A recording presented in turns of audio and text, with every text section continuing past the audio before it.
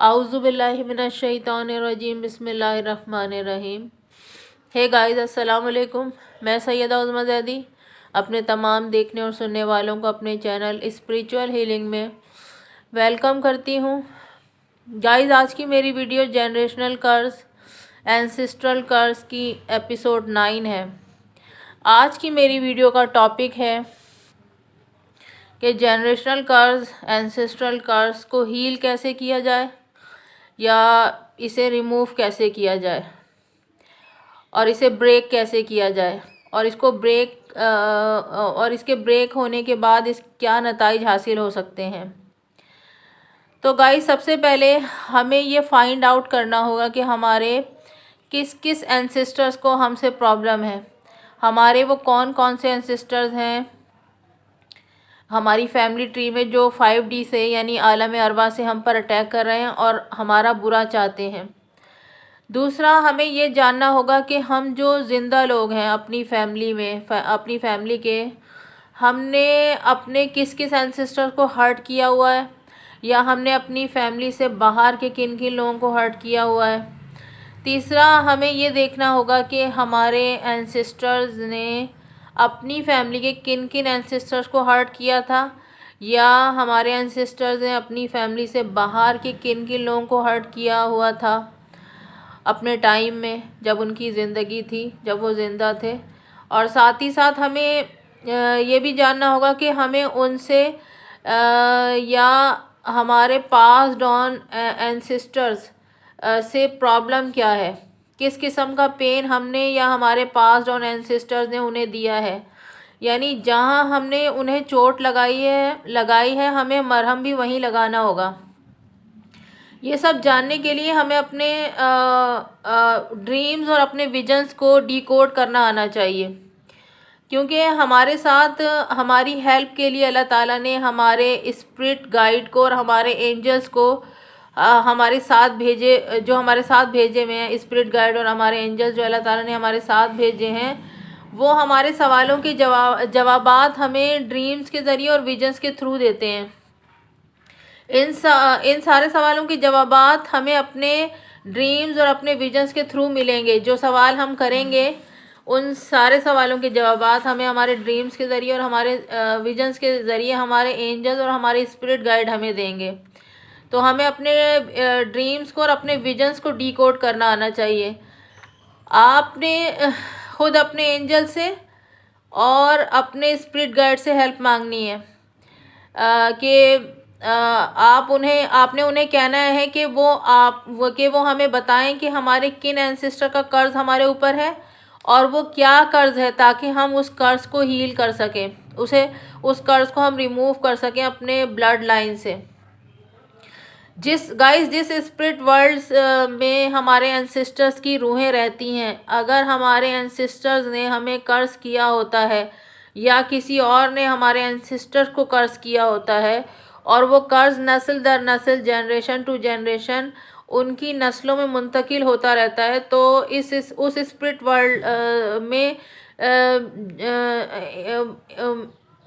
World में उनकी रूहें जिन angels के अंडर में होती हैं, वो एंजल्स हमें सज़ा देने का काम कर रहे होते हैं।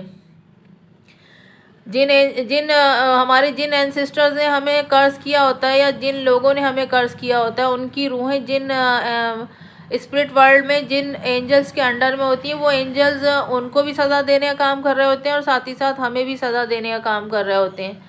तो हमें उस कर्ज को हील करने के लिए अपने एंजल से, अपने गार्जियन एंजल से, अपने स्पिरिट गाइड से कहना है कि वो कर्ज हमें दिखाया जाए और उसे कैसे हील करना है वो भी हमें बताया जाए। जब हमें बता दिया जाएगा कि हमारे कौन कौन से एंसेस्टर्स हमसे हर्ट हैं और किन एंसेस्टर्स की वजह से हमारे ऊपर कर्ज है और क्या इश्यूज और क्या प्रॉब्लम है, फिर हमें अपने अल्लाह ताला से दुआ करनी है कि जिन भी इश्यूज और प्रॉब्लम से हमारे वो एंसेस्टर्स गुज़र रहे हैं और वो आलम बरज़ख में जिस अज़ियत में हैं, उन्हें वहाँ से बाहर निकाल है अल्लाह। और हम उनकी तरफ से अल्लाह तुझसे माफ़ी मांगते हैं और उनके गुनाहों के लिए तू उन्हें भी माफ़ फरमा दे परवरदिगार, और उन्हें अपनी जवारे रहमत में जगह दे अल्लाह, और उन्हें उनको उसी जन्नत में वापस भेज दे जहाँ जिस जन्नत से वो आए थे। ये दुआ हमें अल्लाह ताला से करनी है उन एंसेस्टर्स की निजात के लिए। और अगर हमने अपने किसी एंसेस्टर को हर्ट किया है और वो उसी दुख तकलीफ़ के साथ मरे हैं वो एंसेस्टर्स हमारे, तो हमने अल्लाह ताला से दुआ करनी है कि अल्लाह हमारे उन एंसेस्टर से हमें माफ़ी दिलवा दे जो हमारी किसी भी अमल की वजह से हमसे दुखी होकर इस दुनिया से चले गए हैं। अल्लाह तू गफ़ूरुर रहीम है, तू रहमान है, तू रहीम है, तू उन एंसेस्टर से हमें माफ़ी दिलवा दे। ये हमने दुआ करनी है अपने अल्लाह से। आपको अपने उन एंसेस्टर से माफ़ी मांगनी होगी जिन्हें आपने हर्ट किया है, या आपके किसी दूसरे फैमिली मेम्बर ने हर्ट किया है, या आपके वो एंसेस्टर जो इंतकाल कर चुके हैं उन्होंने अपने किसी एंसेस्टर को हर्ट किया है, तो उनकी तरफ से भी आप ही को माफ़ी मांगनी होगी ताकि इस कर्ज से मिलने वाली सज़ा ख़त्म हो सके।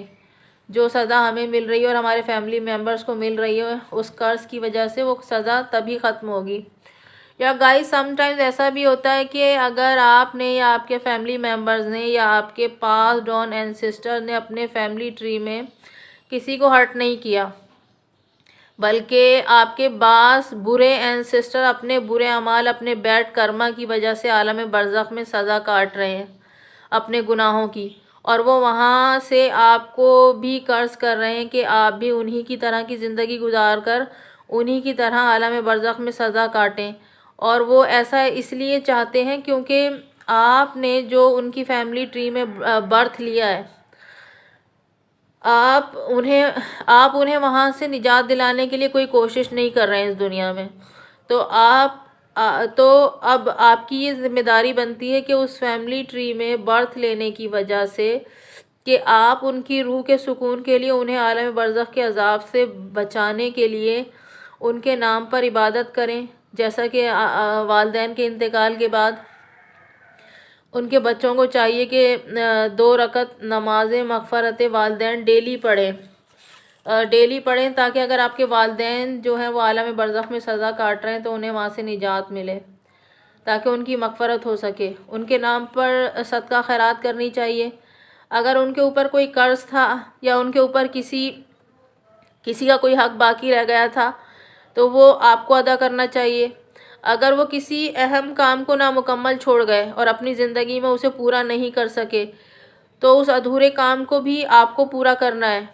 उन्हें कुरान पढ़कर बख्शना चाहिए। डेली उनके नाम पर सूरह फातिहा पढ़कर उनके साले सवाब की नीयत से उन्हें बख्शनी चाहिए। उनके नाम पर ज़रूरतमंद अफराद की, हाजतमंदों की, यतीमों की, नादारों की, गरीबों की, मोहताजों की इमदाद करनी चाहिए। उनके नाम पर ज़्यादा से ज़्यादा दरख्त लगाने चाहिए। हर जुमेरात को खाना पकाकर उनके नाम की फातिहा दिलवानी चाहिए। उनके नाम पर परिंदों को दाना और पानी डालना चाहिए। हर शब बारात पर उनकी बरसी पर उनकी कब्रों पर जाएं। हर 9 चंदी जुमेरात को उनकी कब्रों पर जाएं, वहाँ उनके लिए फातिहा ख़्वानी करें। कब्रों पर पानी डालें, पौधे लगाएं। अगर आपसे या आपकी फैमिली के दूसरे मेंबर्स की वजह से अगर आपसे या आपके फैमिली मेम्बर्स के आपके दूसरे फैमिली मेम्बर्स की वजह से आपके एंसेस्टर्स इमोशनली हर्ट हुए हैं तो आप में से जो भी अपने फैमिली कर्ज को तोड़ने के लिए मेहनत कर रहा है वो अपने उन एंसेस्टर्स से इमोशनली कनेक्ट होकर माफ़ी मांगे। But keep one thing in your mind very clearly guys, कि इस पूरे प्रोसेस के दौरान कभी भी आप उनकी बुराइयों को, उनके गुनाहों को डिस्कस ना करें। यानी जब आप कर्ज को ब्रेक करने का काम कर रहे हैं, अगर आप में से कोई कर्ज को ब्रेक कर रहा है या आपके दूसरे फैमिली मेम्बर्स भी हैं, तो आप उन एंसेस्टर्स को जिनकी वजह से आपको ये कर्ज मिला है, कभी भी आप उन एंसेस्टर्स की बुराइयों को, उनके गुनाहों को आपस में डिस्कस ना करें, बल्कि उनकी अच्छाइयों को, उनकी नेकियों को याद करें। उन्होंने आपके साथ जो अच्छे काम किए हैं उनको याद करें। जो कुछ उन्होंने अच्छा किया लाइफ के अंदर उसको डिस्कस करें आपस में। उन्होंने आपके साथ क्या गलत किया था, उन्होंने आपके बड़ों के साथ क्या गलत किया था, वो सब फॉरगिव कर दें, फॉरगेट कर दें उसे, और उन्हें फॉरगिव कर दें उसके लिए, और उनसे सच्चे दिल से फॉरगिवनेस मांगें। और अपनी फैमिली के दूसरे मेंबर से भी कहें कि वो भी उनसे माफ़ी मांगें, और साथ ही साथ अल्लाह से भी माफ़ी मांगें, क्योंकि उनके कर्ज करने की वजह से अल्लाह आपको सज़ा दे रहा है। तो अल्लाह से भी माफ़ी मांगें, अपनी जानिब से भी, और अपने बाकी फैमिली मेम्बर्स की जानिब से भी अल्लाह से माफ़ी मांगें, और फैमिली मेम्बर्स को भी कहें कि वो भी उनसे और अल्लाह से माफ़ी मांगें उनके लिए, ताकि ये कर्ज जल्द से जल्द रिमूव हो। गाइस, एंसेस्ट्रल कर्ज को जल्द अज जल्द ख़त्म करने का सबसे आसान तरीका ये है कि आप अपने रूट चक्रा को हील करें। हमारा रूट चक्रा वहाँ होता है जहाँ हमारी स्पाइनल कोड यानी हमारी रीढ़ की हड्डी ख़त्म होती है। हमारी स्पाइनल कोड आपको पता है कि गर्दन से शुरू होकर हमारे बैठने के मकाम पर जाकर ख़त्म होती है। तो जहाँ पर हमारी रीढ़ की हड्डी यानी हमारी स्पाइनल कोड ख़त्म होती है, उस मकाम पर हमारा रूट चक्रा पाया जाता है। जब हमारा रूट चक्रा ब्लॉक्ड होता है, जब हमारा रूट चक्रा क्लोज्ड होता है, तभी एंसेस्ट्रल कर्ज की लपेट में हम आते हैं।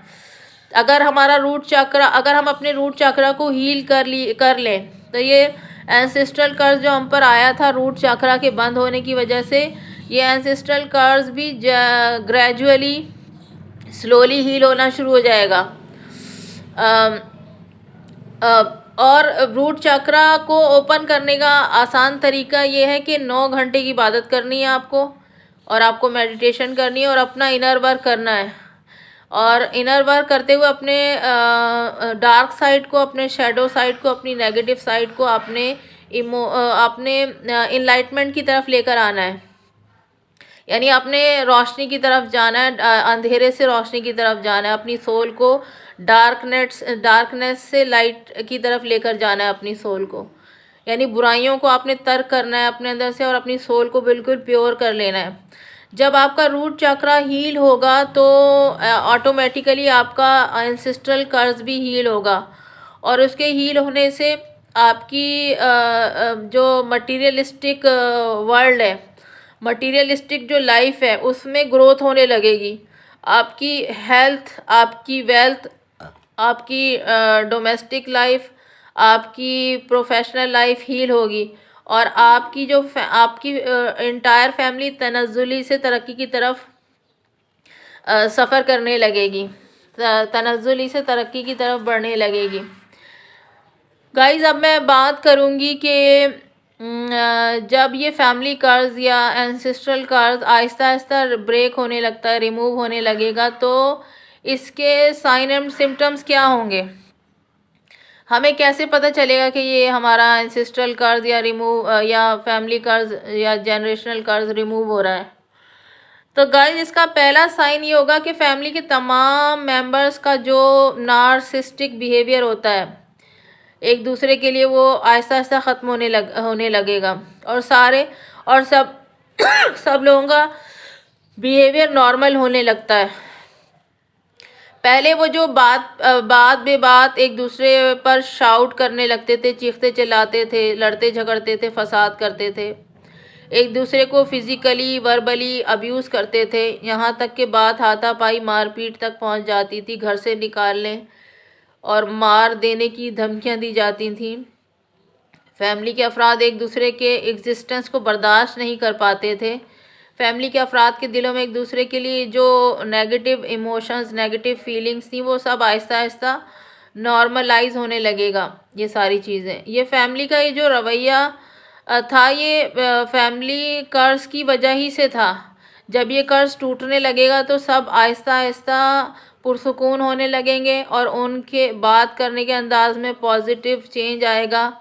पहले वो जो एक दूसरे का चेहरा भी नहीं देखना चाहते थे, एक दूसरे के साथ आराम और सुकून से कोई बात नहीं कर सकते थे। पहले वो जब भी कोई बात होती थी तो वो लड़ाई झगड़े, फसाद और गाली गलौज पर ख़त्म हो जाती थी, मारपीट पर ख़त्म हो जाती थी, धमकियों पर ख़त्म होती थी। तो इन तमाम अफराद का उस घर से कहीं भाग जाने को दिल चाहता था ऐसे में, और एक दूसरे के साथ मिलकर कभी खाना नहीं खा सकते थे वो लोग, घर के तमाम अफराद एक दूसरे के नार्सिस्टिक बिहेवियर की वजह से ज़्यादा वक्त घर से बाहर गुजारना पसंद करते थे और घर में ज़्यादातर वक्त उसी वक्त आते थे जब उन्हें सोना होता था। तो जनरेशनल कर्ज से अफेक्टेड फैमिली के अफराद के दरमियान ये जो नेगेटिविटी फैली हुई होती है वो सब आहिस्ता आहिस्ता ख़त्म होती जाती है और सब कुछ नॉर्मल होने लगता है। अगर दूसरा साइन एंड सिम्टम्स ये होता है कि कर्ज से अफेक्टेड फैमिली कई सालों से या सदियों से किसी एक पर्टिकुलर बीमारी की वजह से सफ़र कर रही होती है, तो फिर वो बीमारी भी जो है वो आहिस्ता आहिस्ता फैमिली में से गायब होने लगती है। फैमिली मेम्बर्स उस बीमारी से निजात पाने लगते हैं।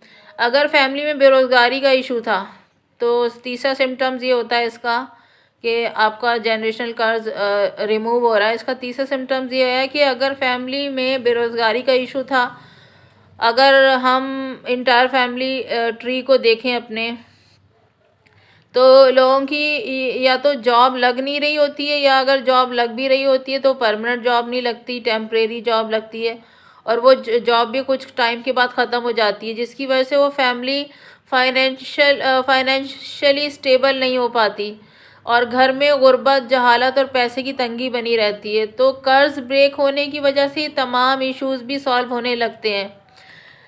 चौथा सिम्टम्स ये गाइस, अगर फैमिली कर्ज रिमूव होने का, कि अगर फैमिली के अफराद कोई छोटा मोटा या कोई बड़ा बिज़नेस करते थे और उस बिज़नेस में हमेशा मसाइल बने रहते होंगे, तो अब कारोबार के इश्यूज़ भी रिज़ॉल्व होने लगेंगे। पांचवा सिम्टम्स ये होगा फैमिली कर्ज रिमूव होने का कि कर्ज से अफेक्टेड फैमिली में अगर किसी की शादी होती है तो स्पाउस के दरमियान रिलेशनशिप अच्छे नहीं चल रहे होते, उनके और उनके बच्चों के दरमियान हमेशा डोमेस्टिक वायलेंस किसी सूरत हाल बनी रहती है। तो जैसे जैसे ये कर्ज रिमूव होने लगेगा तो वैसे वैसे ये इश्यूज़ भी रिमूव होने लगेंगे। अगला सिम्टम्स है फैमिली कर्ज रिमूव होने का कि कर्ज से अफेक्टेड फैमिली में अक्सर ये भी देखा गया है कि अगर के बच्चों की शादियां नहीं हो पा रही होती हैं, वालिदैन बच्चों की शादियां करवाने के लिए जितनी एफ़र्ट्स लगती हैं वो सारी एफ़र्ट्स लगा के देख चुके होते हैं, मगर उस फैमिली में या तो बच्चों की शादियां हो नहीं पाती और उनकी उम्रें ऐसे ही गुजर जाती हैं, या अगर किसी की शादी हो पाती है तो वो ज़्यादा देर तक चल नहीं पाती, टिक नहीं पाती, और अगर शादी कायम भी रहती है तो दोनों स्पाउस के दरमियान और बच्चों के दरमियान डोमेस्टिक वायलेंस बहुत ज़्यादा होता है। ज़हनी सुकून नाम की कोई चीज़ उनके दरमियान नहीं होती। मगर कर्ज के रिमूव होने पर ये सारे इश्यूज़ भी आहिस्ता आहिस्ता करके रिज़ॉल्व होने लगते हैं, रिमूव होने लगते हैं। और अगर उस कर्ज से अफेक्टेड फैमिली में बच्चे नाफरमान होते हैं तो अब बच्चे भी फर्माबरदारी इख्तियार करने लगते हैं। गाइस, अब मैं बात करूंगी कि आपको पता कैसे चले कि आप पर से कर्ज ख़त्म हो गया है। आपको ये कैसे पता चले कि आपके ऊपर से कर्ज बिल्कुल ख़त्म हो गया है? तो इनफैक्ट होता ये है गाइस कि कर्ज ख़त्म होने के बाद आपको ऐसे ड्रीम्स आने लगेंगे जिसमें आप देखेंगे कि आपके एंसेस्टर जिनकी वजह से आपको ये कर्ज लगा था, या जिन एंसेस्टर्स ने आपको कर्ज किया था, अल्लाह की जानिब से आपको अल्लाह की जानिब से उस कर्ज की वजह से आपको उस कर्ज की पादाश में आपको सज़ा भी दी जा रही थी, आपको और आपके फैमिली मेम्बर्स को। तो अब कर्ज के रिमूव होने के बाद आप ड्रीम्स में देखेंगे कि आपके वो एंसेस्टर्स आपसे खुश हैं, वो ख्वाबों में आपको अच्छी जगह या अच्छी हालत में नज़र आएंगे और आपसे खुश नज़र आएंगे वो ख्वाब में आपको। जब आपको एंसेस्ट्रल कर्ज की हीलिंग करनी हो तो अपने एंसेस्टर से इमोशनली कनेक्ट हो जाएं आप, और बेशक दुनिया में आप उनसे या वो आपसे कितनी ही नफ़रत क्यों ना करते हो, कितना ही हसद और बुग़्ज़ क्यों ना रखते हो, आप दोनों एक दूसरे के दिलों में एक दूसरों के लिए अपने दिलों में कितना ही हसद, कितना ही बुग़्ज़ और कीना क्यों ना रखते हो, कितनी ही नफ़रत क्यों ना करते हो, लेकिन जब गाइस आप एंसेस्टर्स कर्ज की हीलिंग करना शुरू करेंगे तो आप अपने एंसेस्टर्स के साथ, पूरी मोहब्बत के साथ, पूरी अपनाइत के साथ, पूरे इमोशंस के साथ अपने उन एंसेस्टर से अपना राब्ता कायम कर लें, अपना कनेक्शन बना लें उनके साथ, इमोशनली कनेक्ट हो जाएं आप उनके साथ। जब आपके एंसेस्टर्स आपको तकलीफ़ देने के बजाय स्पिरिट वर्ल्ड से आपकी हेल्प करना शुरू कर दें और आपको लगे कि अब वो आपसे खुश हैं, राज़ी हैं और उन्होंने आपको और आपके बाकी तमाम फैमिली मेम्बर्स को माफ़ कर दिया है और वो ख़ुद भी अच्छी जगह पहुंच गए हैं, तब आप अपना इमोशनल कनेक्शन उनसे डिटैच कर लें, उनसे डिसकनेक्ट हो जाएं आप। जब आपको कंप्लीटली नज़र आ जाए, ख्वाबों में दिखाई दे कि हाँ अब वो आपसे खुश हैं, आपको कर्ज नहीं कर रहे हैं, तो फिर आप अपना इमोशनल कनेक्शन जो आपने उनके साथ जोड़ लिया था उसको उससे डिटैच हो जाएं आप, डिस्कनेक्ट कर लें टोटली। उन्हें अपनी दुनिया में खुश रहने दें और आप अपनी दुनिया में खुश रहें। ये सब आपको कैसे पता चलेगा कि अब वो आपसे राज़ी हैं? ये सब आपको ड्रीम्स और विजन्स के ज़रिए से पता चलेगा।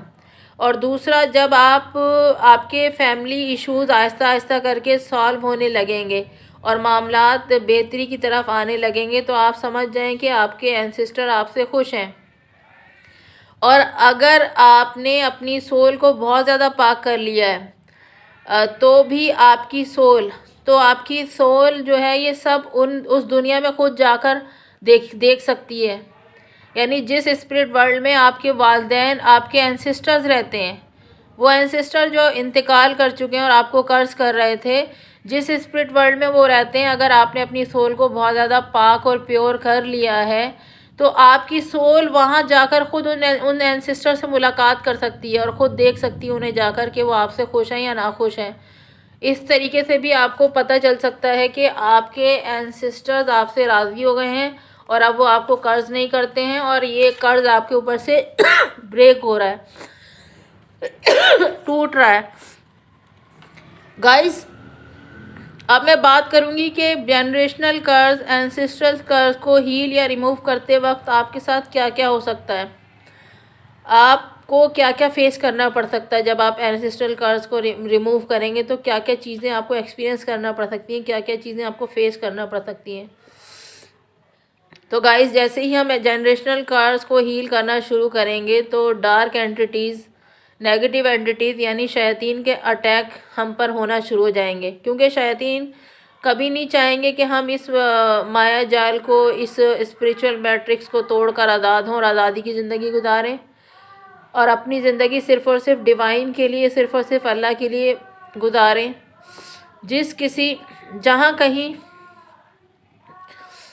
जहाँ किसी भी डार्क एंटिटीज़ का दूर दूर तक हमारी ज़िंदगी में कोई असर ना हो, इसलिए शैतान हम पर अटैक करेंगे। हमें रोकने के लिए वो हम पर अटैक करेंगे। एंसेस्ट्रल कर्ज को या जनरेशनल कर्ज को ब्रेक करने के लिए 5 चीज़ें मोस्ट इम्पॉर्टेंट हैं आपके लिए गाइस। नंबर 1, आपको डेली दिन के 24 घंटे में से 9 घंटे इबादत करनी होगी। अब उन 9 घंटों को आप अपने पूरे दिन की मसरूफियात के अकॉर्डिंग पूरे दिन पर डिवाइड कर सकते हैं। यानी आपको अपने 24 घंटे का शेड्यूल बनाना पड़ेगा। आपको अपना एक वर्क चार्ट यानी एक टाइम टेबल बनाना पड़ेगा अपने 24 घंटे का। उसी वर्क चार्ट के मुताबिक आप अपने पूरे दिन की मसरूफियात को डिज़ाइन करेंगे और देखें कि आप दिन के किन किन औकात में इबादत करके अपने 9 घंटे पूरे कर सकते हैं। और इन 9 घंटों में दिन भर की सारी नमाज़ें आपको पढ़नी होंगी। आपकी अगर कज़ा नमाज़ें रहती हैं तो वो भी पढ़नी होंगी। इन 9 घंटों में कुरान की तिलावत करनी होगी आपको। इन 9 घंटों में आपको मेडिटेशन करनी होगी और आपको अपने सोल पर्पस पे काम करना होगा इन 9 घंटों में। नंबर 2, इन्हीं 9 घंटों में आपको मेडिटेशन भी शामिल होगी आपकी। अब ये आप पर डिपेंड करता है कि आप 9 घंटों में से कितने घंटे मेडिटेशन को दे सकते हैं। 1 घंटा दे सकते हैं मेडिटेशन को, 2 घंटे दे सकते हैं और 1.5 घंटा आप मेडिटेशन को दे सकते हैं। ये आपको खुद डिसाइड करना होगा। मेडिटेशन में आपको करना क्या है, आपको करना ये है कि आप योगा के स्टाइल में किबला रुख होकर बैठ जाएं और अपनी आंखें बंद करके तसव्वुर में दिल से कहना है अल्लाह हूँ। या फिर अल्लाह अल्लाह कहना है। या तो आपने तसव्वुर में दिल से कहना है, दिल पड़ेगा आपका, आप ज़बान से नहीं अदा करेंगे ये अल्फाज, बल्कि दिल से ये अल्फाज अदा करेंगे। या तो आपने अल्लाहु अल्लाहु अल्लाहु अल्लाहु कहना है, या आपने अल्लाह अल्लाह अल्लाह कहना है। ये दोनों अल्लाह के जो नाम हैं इनका विर्द करना है आपने। अब ये आप पर डिपेंड करता है, आप 2 घंटे करें इसको या 1.5 घंटा करें या 1 घंटा करें।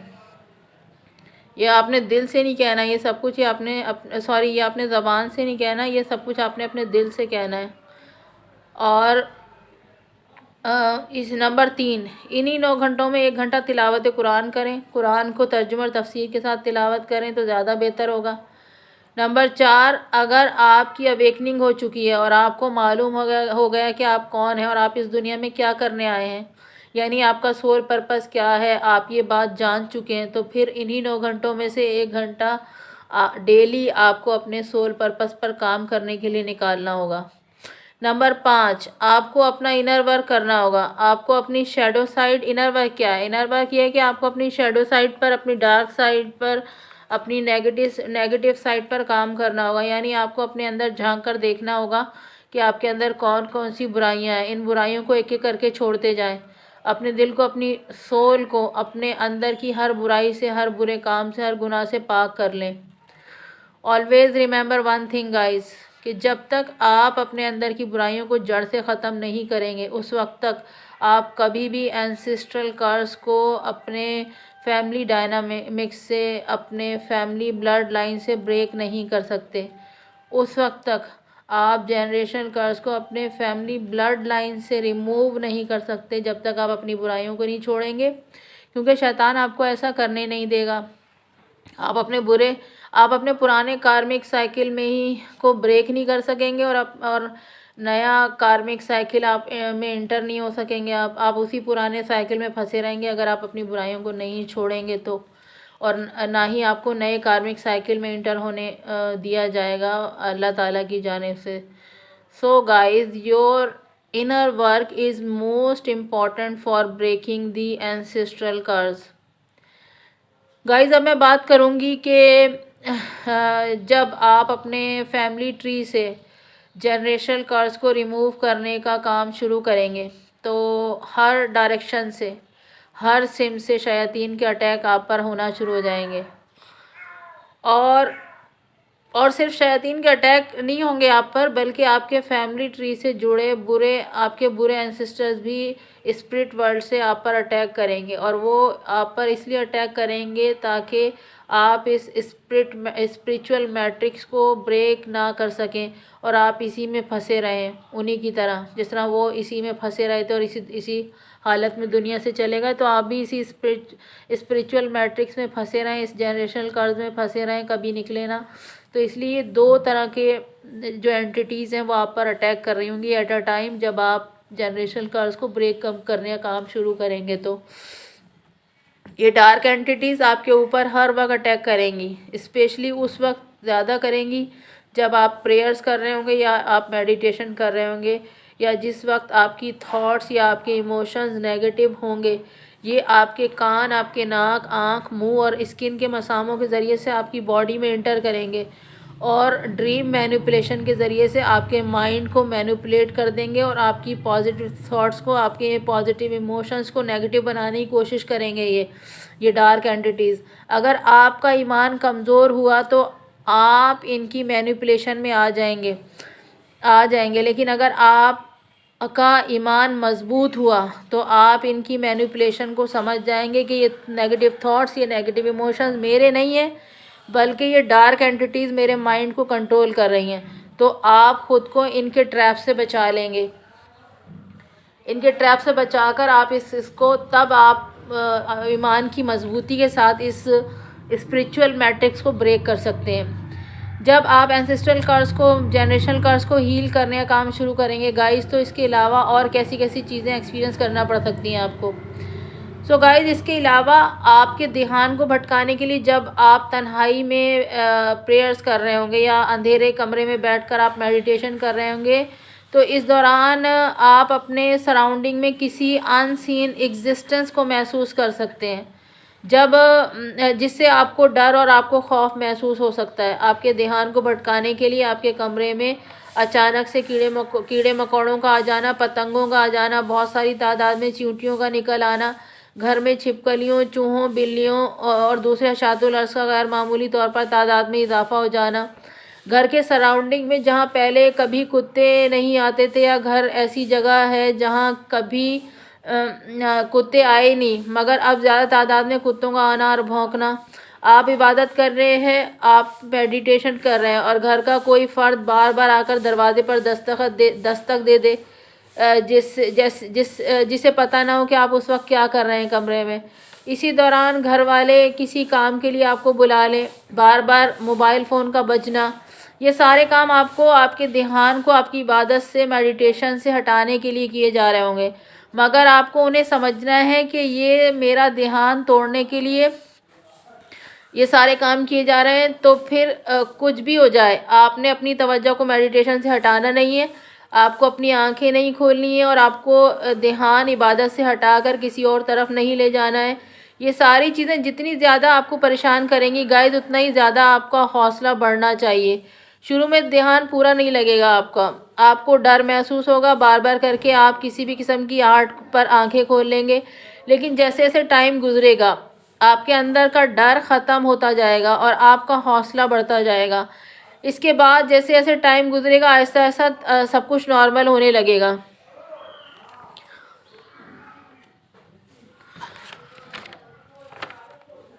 जैसे जैसे टाइम आगे बढ़ेगा आप सब कुछ नॉर्मल होने लगे और वो सारी चीज़ें जो आपको डिस्टर्ब कर रही थी अब वो आपको डिस्टर्ब नहीं करेंगी। गाइस, यहाँ एक बात याद रखने की ज़रूरत है कि जब आप एंसेस्ट्रल कर्स को अपने फैमिली डीएनए से हमेशा हमेशा के लिए रिमूव करने का काम शुरू करेंगे, उस दौरान आपने उस काम को कंटिन्यू रखना है वो फुली डेडिकेशन के साथ। बीच में आपको ब्रेक नहीं देना है, किसी भी दिन की नमाज़ों को कज़ा नहीं करना है, मेडिटेशन को छोड़ना नहीं है। अगर आपने ऐसा किया तो आप अपने फैमिली डीएनए को कभी हील नहीं कर सकेंगे। साथ ही साथ डिवाइन की तरफ से आपके लिए पनिशमेंट आएगी अगर आपने बीच में इन चीज़ों को ब्रेक किया, मेडिटेशन को छोड़ा, नमाज़ों को छोड़ा, तो डिवाइन की तरफ से, अल्लाह ताला की तरफ से आपके लिए पनिशमेंट आएगी और वो पनिशमेंट आप और आपके इंटायर फैमिली मेम्बर्स पर डिवाइड हो सकती है, हो नहीं सकती बल्कि होती है। ये सज़ा जानी भी हो सकती है और ये सज़ा माली भी हो सकती है। अगर आपने बीच में इस स्पिरिचुअल मैट्रिक्स को तोड़ने के काम को ब्रेक दिया तो आप पर और आपकी फैमिली मेम्बर्स पर अल्लाह ताला की जानिब से सज़ा आएगी। जानी भी आ सकती है और माली सज़ा भी आ सकती है। डिवाइन की तरफ से आने वाली सज़ा या पनिशमेंट बिल्कुल वैसी ही है जैसे कि